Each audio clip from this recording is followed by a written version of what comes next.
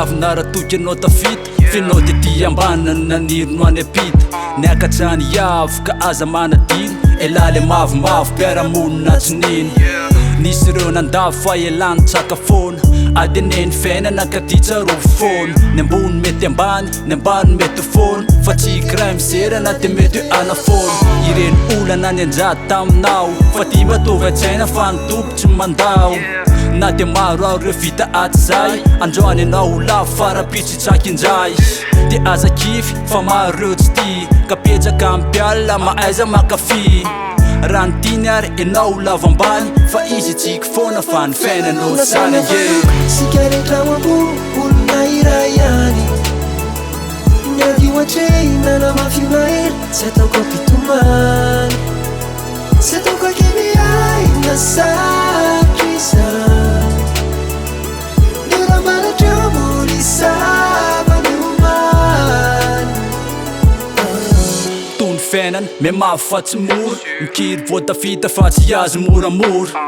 fa tsy mora ny manao ny tsara elaly nambanina tady tiozany any afara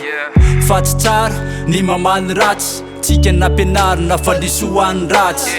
eny zay natao tsy maintsy iverina life no mitofa reny lasa tsisy nenina tadio mamboly zay vo mihinana nitaratsy azavana ka nitava miramirana misy kirany mahita lamivotry le tsambony kely iny to lasa neny iotry ka misotry hoanindreo tsy ty lalako mitohy ka maaiza makafy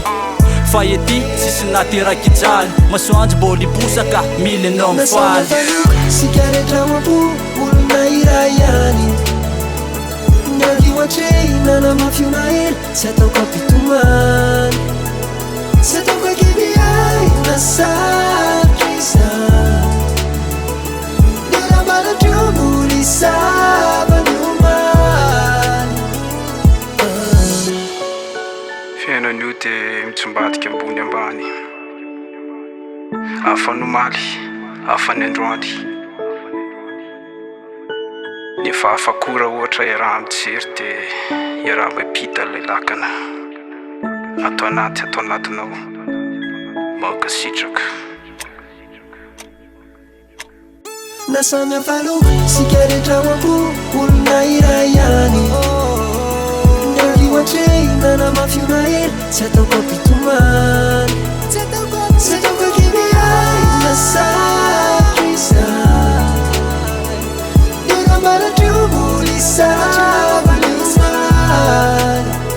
na samy afaloka sika rehetra mampo